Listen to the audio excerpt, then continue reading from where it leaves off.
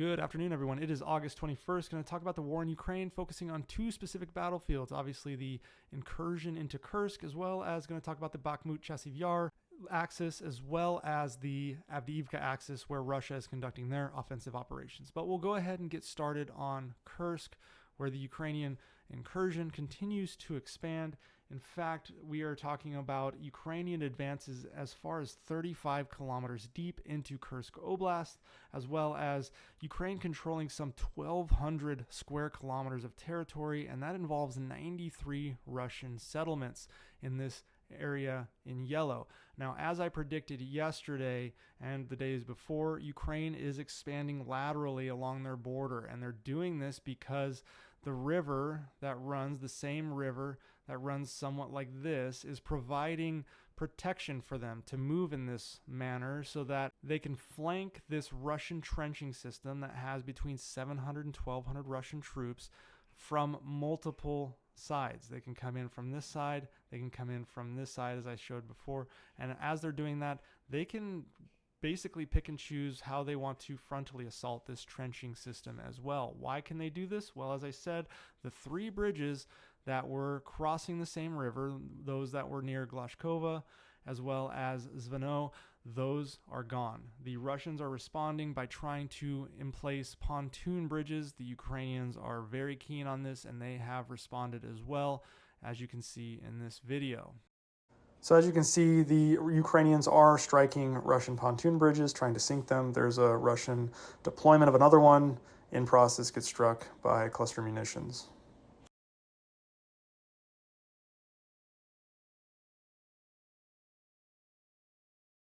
Now, this means these Russians are in a very precarious position, and it is likely in the next few days or so, unless Russia can muster some major forces, this territory right here that I am highlighting in red hash marks is likely going to fall to Ukraine. There's just too many Ukrainian troops in this region for Russia to defend. And at this point, I believe the pontoon bridges that are going up aren't necessarily for reinforcing these Russian forces, but rather to try to evacuate them, remove the pontoon bridges, and try to fight another day for this Russian territory. Now, this isn't the only area in the Kursk region where Ukraine is making gains. They are moving laterally southward from the main effort. This coincides with the Ukrainians' discussion of creating a quote-unquote buffer zone, and this is kind of a tongue-in-cheek stab at Vladimir Putin, who himself said he was trying to create a buffer zone down here near the Kharkiv axis, where there were some incursions going on towards Belgorod. Obviously, his buffer zone is pretty garbage compared to what Ukraine is creating, but nonetheless, that is part of the reason why Ukraine is conducting these operations in Kursk. The other major region has to do with, as I said, the other major battles taking place in Ukraine, specifically Chasiv Yar, Bakhmut, and Avdiivka in the Donetsk region. The stated goals that have recently come from the Ukrainian General Staff include trying to pull troops from these two battles to relieve them so that they are forced to fight against the Ukrainians that have invaded Russia.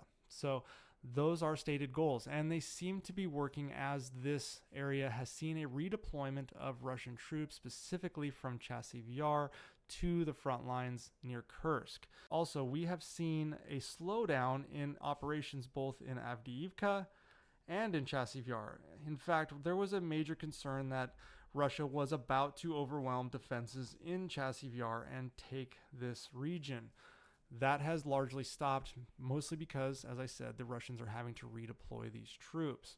Now, when we move southward towards Avdiivka, this is the bigger Russian offensive that has taken place over the past 6 months or so. It has been quite bloody fighting, and they have not taken nearly as much territory as Ukraine has taken up in the Kursk region. And in fact, they've recently lost a little bit of territory. Originally, they had ran this up to this road, the E50 road right here, but the Ukrainians seem to have taken that back. Although the Russians did move laterally along this ridge right here and have taken a small piece here, but this is very, very small gains coming out of Russia, losing a significant amount of troops still relative to what Ukraine is seeing in the fighting up in the Kursk region.